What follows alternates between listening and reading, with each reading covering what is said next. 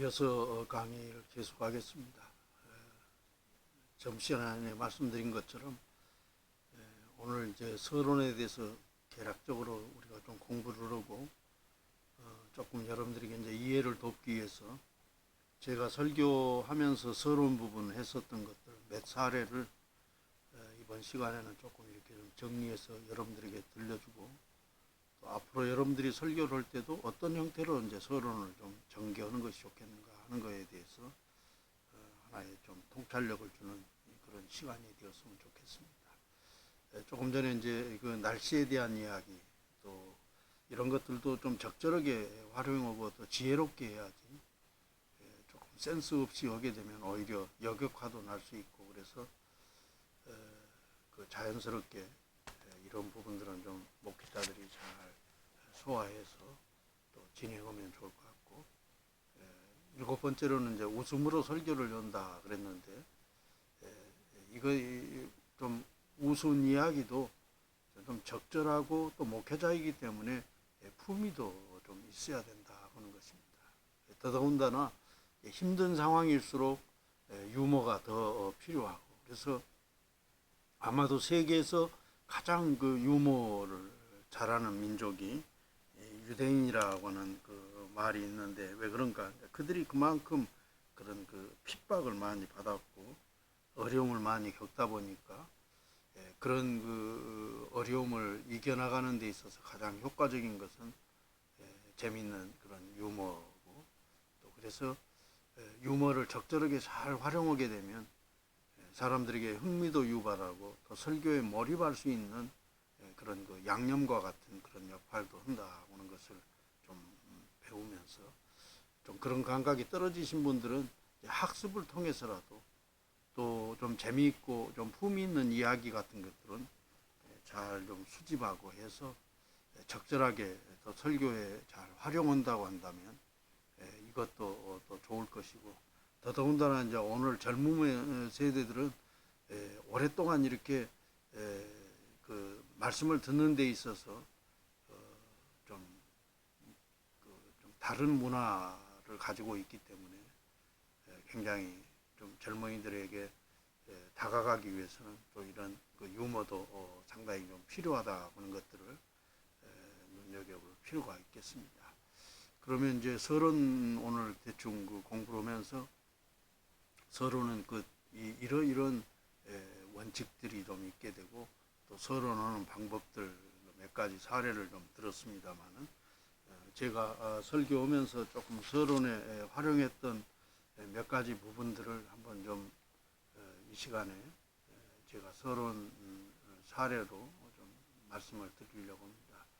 물론 이제 설교 시간도 아니고 또 그 좀 분위기가 이제 강의 시간입니다만은 조금 양해하고 예배 시간에 설교를 듣는 마음으로 서론을 어떻게 좀 전개할 것인가 하는 것에 대해서 하나의 이제 그 도움이 되는 그런 그 시간이 되었으면 좋겠습니다. 첫 번째로는 이제 영화 이야기를 꺼내가지고 또 서론을 전개했던 이야기인데, 최근 남편과 이혼한 맥 알트만과 딸 사라는 뉴욕 맨하튼의 한 고급 주택으로 이사를 합니다. 이 집의 전 주인은 은둔형 백망장자였는데 외부 침입자로부터 자기를 보호하려고 자기 집의 안전공간인 패닉룸을 설치하게 됩니다.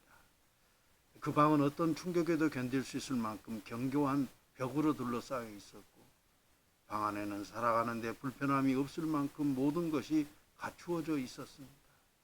집안 곳곳을 한눈에 살펴볼 수 있는 모니터도 있었고, 또 경찰과 연락할 수 있는 특수전화도 구비되어 있었습니다. 그런데 이 모녀가 이사한 바로 그날 밤 3명의 괴한들이 이 집을 침입합니다. 그 집의 전 주인이었던 할아버지가 남긴 막대한 유산을 독차지하기 위해 손자 녀석이 그 팬룸의 설계사와 특수 절도범을 데리고 침입한 것입니다. 맥과 사라는 침입자들을 피해 가까스로 이 안전공간인 패닉룸 안으로 들어갔지만, 괴한들이 찾는 유산이 바로 그 패닉룸 안에 숨겨져 있었습니다. 방 안의 모녀는 외부로 연락할 수단을 잃게 되었고, 딸이 당뇨병을 앓고 있었기 때문에 약을 먹기 위해서는 모녀가 안전하다는 그 방 안에 마냥 머물러 있을 수만도 없었습니다. 이때로부터 이 모녀와 3명의 괴한이 벌이는 공포스러우면서 스릴 넘치는 한판 승부가 펼쳐지게 됩니다.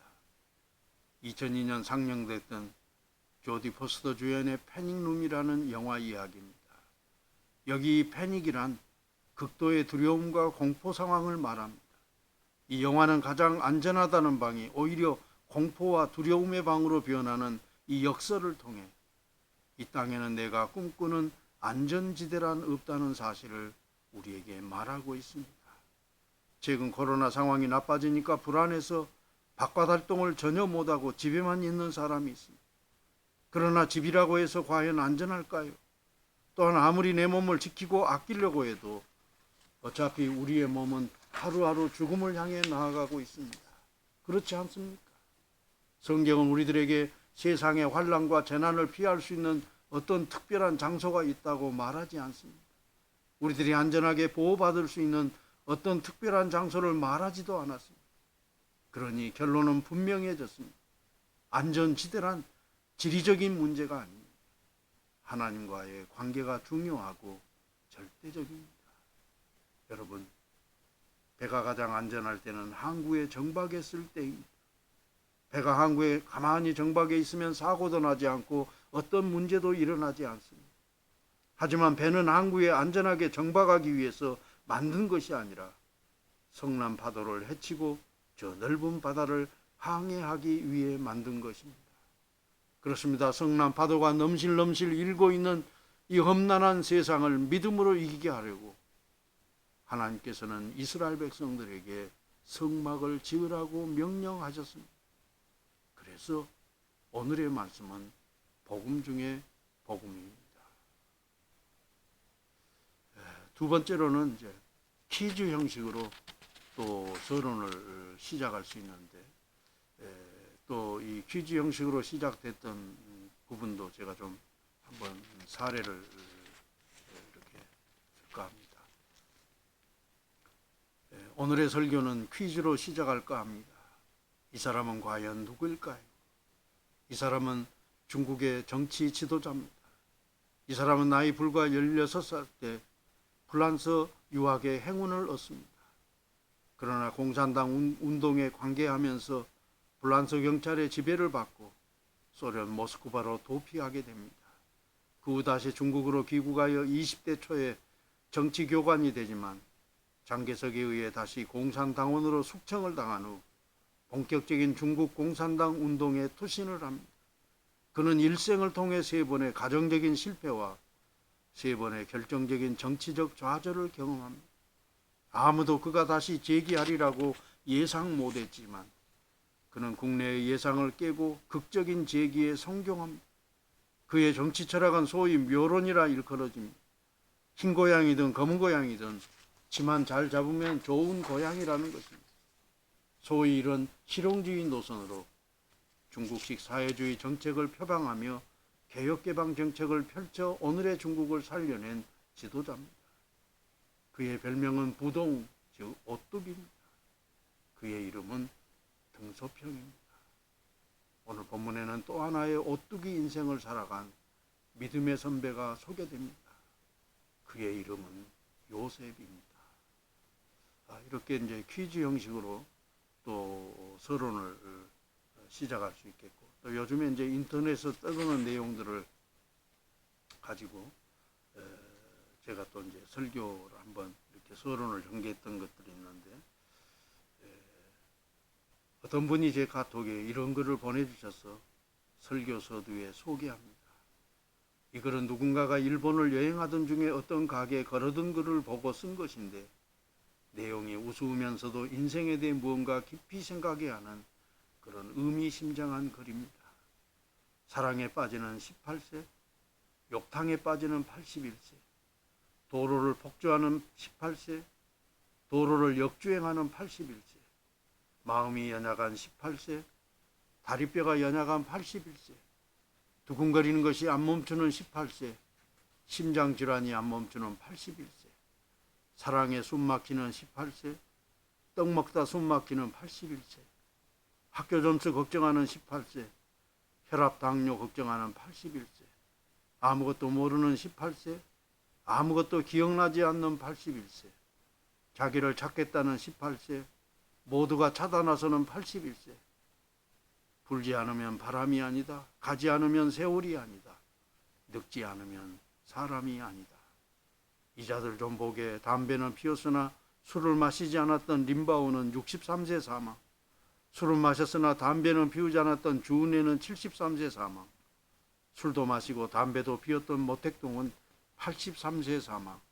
술도 마시고 담배도 피우고 카드도 즐겼던 등소평은 93세 사망. 술도 마시고 담배도 피우고 카드도 즐기고 첩도 있었던 장학량은 103세 사망.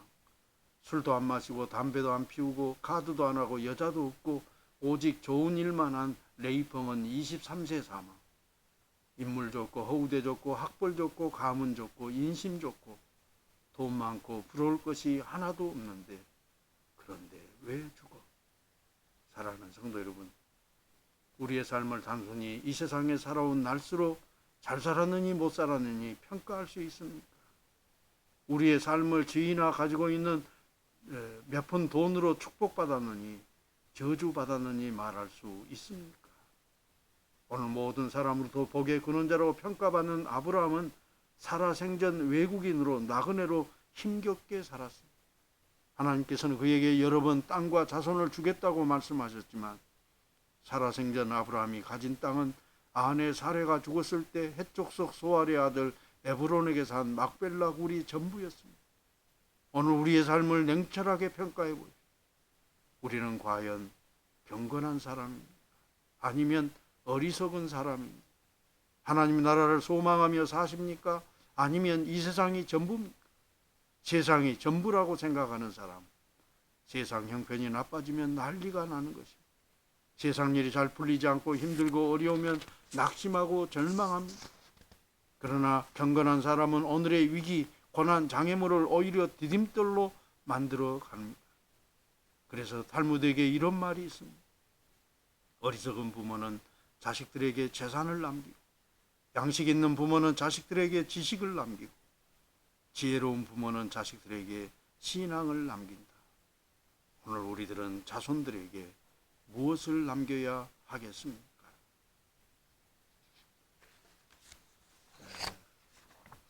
또 하나는 이제 조금 그 감동적인 그런 그 이야기, 예를 들어서 크리스마스라든지 또 이런 그 절기에 맞추어서 할 수 있는 그런 그 감동적인 이야기에 대해서 그 제가 또 좀 그 성탄절 설교 때 했었던 그 서론인데, 여러분은 존 파이어 펀트라는 사람에 대해 아십니까? 이 사람은 한마디로 이것저것 모두 실패한 사람입니다. 1866년 81세를 일기로 워싱턴의 관청에서 서기 일을 하다가 세상을 떠났습니다. 그는 여러 번의 실패로 기가 꺾인 채 마지막 숨을 거두었습니다. 이 사람도 인생의 첫 출발은 괜찮았습니다. 미국의 명문대학인 예일대학을 졸업했고 상당한 열정을 가지고 학교 교사가 되었습니다. 그런데 그는 교사로서 실패했습니다. 학생들을 너무 너그럽게 대했기 때문입니다. 그래서 변호사가 되었습니다. 그런데 변호사로서도 실패했습니다. 고객들에게 너무 너그러웠고 정의감이 너무 투철해서 돈벌이가 될 만한 사건은 맡을 수 없었기 때문입니다. 그래서 장사를 했는데 장사꾼으로도 실패합니다. 물건값을 제대로 받지 못했고 외상을 너무 잘 주었기 때문입니다. 그래서 시인이 되었습니다. 물론 시집이 나오긴 했으나 먹고 살 만큼 돈을 벌지는 못했습니다. 그래서 목사가 되었지만 주위에 있는 다른 목사들과 다투는 바람에 목사직도 곧 그만두었습니다. 이 사람은 정치가로서도 실패했습니다. 그는 선거에서 단 한 번도 승리하지 못했습니다. 존 파이어 펀트는 실패자로서 죽었습니다. 이 사람은 하고자 했던 일을 하나도 이루지 못했습니다. 되고자 했던 것도 되지 못했습니다. 그러나 12월이 되면 우리는 이 사람의 성공을 기념합니다. 이 사람은 오늘날 모든 사람들이 기억하는 참으로 귀한 노래를 만들었습니다. 그 노래는 바로 우리들이 너무나 잘 아는 징글벨이라는 노래입니다. 어느 눈 내리는 겨울 오후 존 파이어 펀트는 가족과 친구와 교회 성도들을 위해 이 노래를 지었습니다. 그러면서 영원한 크리스마스 선물을 후세에 길이 남기게 되었고, 많은 사람들이 이 노래를 부르면서 얼마나 행복해 하는지 모릅니다. 그리고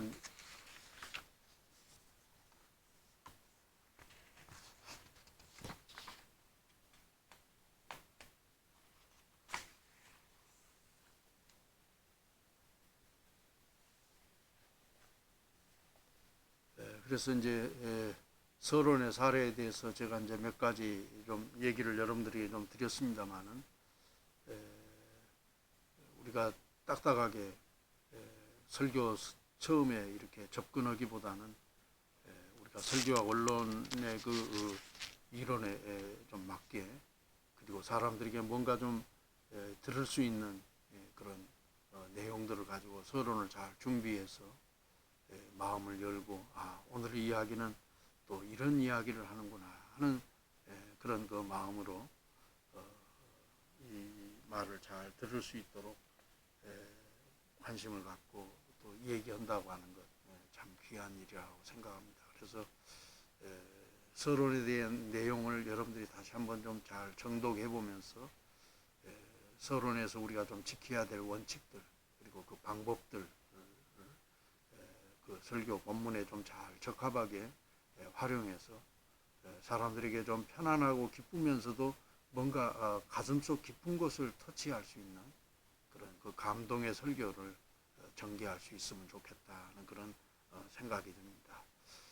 그리고 이제 마지막 그 결론 부분, 결론도 사실은 이제 굉장히 중요한 것이죠. 왜냐하면 설교는 단순히 이제 광고가 아니잖아요. 예를 들어서 교회 소식을 알린다든지 그런 것들은 그냥 알리는 것으로 끝나는 것이죠. 그러나 설교라고 하는 것은 단순히 이게 듣는 데서 끝나는 것이 아니라, 하나님 말씀을 듣고서 그 말씀의 의미를 되새기고 또 하나님의 뜻을 깨달았으면 오늘 주신 말씀을 따라서 이제 회중들이 삶 속에서 구체적으로 그것을 살아가는 그런 그 설득과 또 변화의 역사가 동반되어지게 될 때 그것이 이제 온전히 설교가 이루어졌다고 볼 수 있는 것이죠.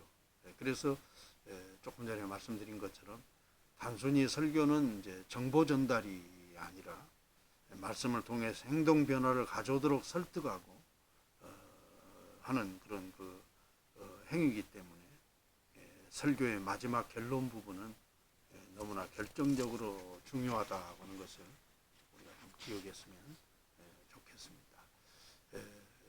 결론도 이제 서론과 마찬가지로 간결해야 된다. 어느 것이나 너무 좀 느슨하게 전개되면은 더군다나 오늘의 시대 사람들에게는 굉장히 좀 지루하게 느껴질 수도 있고, 또 뭔가 마음의 느낌이 와닿는, 그래서 마음을 터치할 수 있는 그런 그 감동적인 그런 그 메시지를 던져 주어야 한다는 것이죠. 서론 부분에서는 흥미를 준다고 한다면 결론 부분에서는 이제 뭔가 확신을 가지고 이렇게 살아야 되겠구나 하고 이제 결단하게 하는 그런 그 중요한 역할이 그 결론 부분에 언급되어야 된다 하는 것을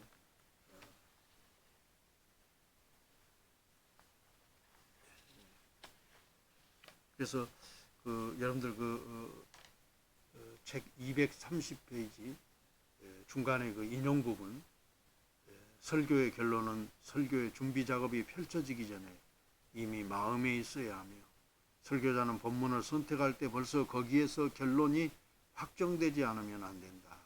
내 생각의 배열 이전에 무엇이 나의 결론이란 확고한 신념이 있어야 된다. 그렇기 때문에 내가 왜 이 텍스트를 설교의 본문으로 선택했는지를 스스로에게 묻고 무슨 목적을 가지고 오늘의 말씀을 전하려는지 그 목적의식이 확고할 때만 이 결론도 분명해진다 그래서 처음부터 목회자는 설교하게 될 때 그 결론 부분을 명확하게 인지하면서 그것을 그 목적을 잘 이룰 수 있도록 거기에 이제 염두에 두고서 설교 준비를 해야 된다는 것을 기억하면서 첫 번째로 230페이지 제일 밑에 설교의 종착역을 놓치지 말라 그랬는데 설교자들이 범하는 것 중에 하나는 뭔가 끝내야 될 때 끝내줘야 된다. 우리말에도 끝내준다 그러는 말이에요. 근데 끝내야 할 때 끝내주지 않게 될 때 굉장히 이제 회중들은 답답하게 느끼게 되는 것이죠. 기도도 그렇고 또 모든 것도 다 마찬가지죠. 어떤 면으로 보면은 사람들이 되게 이제 어떤 분들은 그 은퇴할 때 아쉬워하기도 하고 그럽니다만은 그 최정상에 있었을 때 은퇴한다고 하는 것은 사실은 쉽지 않은 일이지만 어떤 면으로 보면은 그게 이제 가장 멋있는 은퇴죠.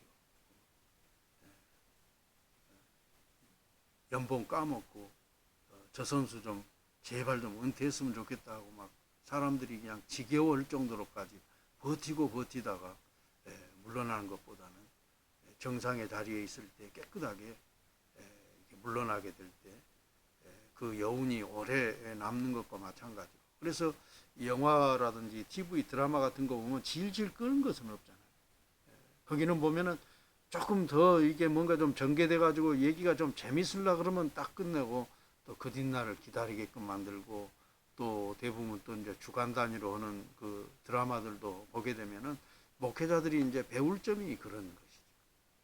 사실은 이 회중들이 저도 이렇게 설교를 해보면 열심히 듣고 있는 모습을 보면은 거기서 딱 커트를 하고 끝낸다고 하는 것이 쉬운 일은 아니지만은 그러나 그것을 잘하는 자가 아주 유능한 설교자다. 그래서 저는 개인적으로 좀 말할 때 끝내야 될 때 끝내지 않으면은 이것도 이제 인권 유리는 것이나 마찬가지라고 그렇게 생각합니다만은 이 커트 하는 것들을 적절하게 그 설교자가 잘 해야 된다고 하는 것이고 또 두 번째로는 자연스럽고 적절한 연결을 시도하라 하는 것이죠. 그래서 끝내게 될 때 물론 이제 어떤 내용에 따라서는 충격적인 요법이 있고 그 전에 오래전에 봤던 어떤 드라마는 꼭 드라마 끝날 때마다 그 배우들이 넘어지더라고. 넘어지면서 이제 끝내는 그런 그 충격 요법도 있습니다만은 그 결론이라고 하는 것이 어떤 면으로 보면 아주 물 흐르듯이 자연스럽게 또 사람들이 이해하기 쉬운 것은 논리정연하게 이렇게 얘기가 되어지게 될 때 사람들이 훨씬 더 편안함을 느끼게 되고 또 그래서 지금까지 이제 해왔던 내용들을 아주 자연스럽게 요약 정리를 하고 또 우리가 결론에서는 이제 그 해서는 안 될 것이 이 앞에 부분에서는 다루지 않은 내용을 느닷없이 결론 부분에서 얘기를 하게 될 때는 이제 회중들도 의아하게 생각하는 것이죠. 그래서 이제 앞에 다루었던 그 내용들을 질서정연하게 그래서 이렇게 자연스럽게 그 비행기가 착륙을 할 때 준비를 해가지고 자연스럽게 이렇게 착륙하는 것과 마찬가지로 음악도 그렇죠. 여러분 음악도 사실은 잘 들어보면은 이제 그 악장 하나씩 이렇게 끝나게 될 때 그 끝부분이 잘 들어보면은 이게 이제 아 끝나고 있구나 하는 것을 느끼게끔 그렇게 진행하는데 설교도 마찬가지로 그렇게 잘 진행하는 것이 좋겠다 하는 것이고 또 세 번째로 메시지와 개인적인 만남이 이룩되게 하라 그랬는데 설교라고 하는 것은 어떤 면으로 보면 말씀이지만은 말씀을 통해서 하나님을 만나고 또 그 말씀을 통해서 우리가 사랑해야 될 우리의 이웃들을 만나는 그런 시간이죠. 사실 그 삭개오 이야기가 어떻게 보면 축소판 예수님의 구속 사건이라고 볼 수 있죠. 예수님이 여리고성 찾아오는 것은 마치 하늘 영광을 버리고 이 땅에 오신 예수 그리스도. 그래서 한 영혼을 이제 하나님의 자녀로 회복시키는 역사. 그래서 사실 삭개오 이야기는 성탄절에도 좀 적절한 이야기고, 또 굉장히 이렇게 캐리그마적 설교하는데도 굉장히 귀한 것인데, 저는 그 삭개오 얘기를 할 때마다 늘 그런 그 생각들을 해봅니다만은, 사실은 예수님께서 무슨 설교를 하신 적은 없어요. 삭개오의 마음속에 예수님을 만나고자 하는 열망이 있었고, 그 열망을 이제 그 행동으로 보이게 되잖아요. 키가 작으니까 인지적으로는 예수님을 만날 길은 없고, 그래서 길을 쳐다보니까 예수님이 오는 길 쪽으로 이제 뽕나무가 있으니까 뽕나무에 올라가서 숨을 죽이면서 예수님을 바라보게 되는데, 예수님께서 알고서 삭개오를 찾아오잖아요. 그리고 삭개오를 부르잖아요. 내가 오늘 내 집에 유하여야 하겠다. 사실은 폐를 끼치는 것이고, 또 어떻게 보면 삭개오에게 번거롭게 하는 것인데, 삭개오는 기뻐했어요. 그리고 삭개오, 너는 세금을 이렇게 받아서 이제 공정하게 하고 얼마는 이렇게 그 백성들의 그 혈세와 같은 그런 것들을 착복해서는 안 된다. 뭐 이렇게 말씀하시는 것도 아니고, 단지 내 집에 유하해야겠다 그랬는데, 그 삭개오가 기뻐하잖아요. 그러면서 엄청난 얘기를 하잖아요. 남의 것을 자기가 이렇게 토색한 것이 있으면 4배나 갚겠습니다. 그리고 자기 재산 절반을 떼어서 가난한 자를 돕겠습니다. 사실 이 스토리를 우리가 좀 보면서, 사랑이라고 하는 것을 우리는 자꾸 주는 것으로 생각하는데, 어떤 면으로 보면은 사랑은 받는 것도 사랑이에요. 더더군다나 세상 사람들도 손가락질 당한 사람을 귀하게 여기면서 그것을 받아주는 것도 귀한 사랑이라고 하는 것이죠. 그런 면에서 생각하게 될 때, 이런 그 스토리 하나하나를 잘 그 정리를 해서 자연스럽게 이렇게 잘 전개해 나가면서 끝부분을 또 이렇게 좀 잘 메시지를 던져주게 되면 감동을 얻을 수 있고, 그래서 이 결론 부분에 있어서는 지금까지 해왔던 그 내용들이 물 흐르듯이 잘 전개될 수 있도록 그렇게 준비하는 것들도 귀하고, 또 여기 메시지와 개인적인 만남, 좀 전에 말씀드린 것처럼 내가 사랑해야 될 사람이 누군가, 또 내가 잘못해서 가서 이렇게 잘못했다고 용서를 빌어야 될 사람이 누군가, 또 하나님이 누군가 하는 것들에 대한 구체적인 만남의 사건을 만드는 것이 설교다. 결론 부분에서 이렇게 잘 해야 되겠고, 또 설교의 절정을 이루라 그랬는데, 여러분 그 어떤 것 중에 드라마도 보면은 갈등도 있고 또 여러 가지 어려운 사건이 막 전개됐다가, 그래도 이제 그것이 이제 가닥을 하나씩 풀어나가면서 그 재미를 더하는 것과 마찬가지로 설교라고 하는 것들도 그런 것이죠. 이제 설교도 매 순간 긴장하고 매 순간 절정을 그렇게 하게 되면 사람이 굉장히 좀 피곤할 수 있는 것이죠. 그래서 설교의 절정, 클라이막스는 결론 부분에 왔었을 때 사람들에게 확 모든 것들을 다 쏟아부을 수 있는 그런 그 느낌을 갖게 하는 것 굉장히 중요하고, 그래서 노래를 부를 때도 매번 소리 지를 수는 없잖아요. 가장 결정적인 순간에 이렇게 소리를 지르고, 또 실제적으로 보면 저도 이제 설교를 하면서 늘 느낍니다만은, 소리를 지르면서 뭔가 이렇게 좀 강하게 얘기할 때는 사람들 주의를 환기시키는 거예요. 그리고 정작 감동을 주는 것은 이렇게 소리 지르는 것보다는 차분하게, 그리고 높은 톤보다는 저음으로. 그래서 목회자는 사실은 하이톤도 얘기할 수 있어야 되고, 또 저음도 얘기할 수 있고, 그래서 쭉 얘기를 하고 주의를 환기시켰다가 마지막으로, 하나님은 여러분을 사랑하십니다. 정말로 사랑하십니다.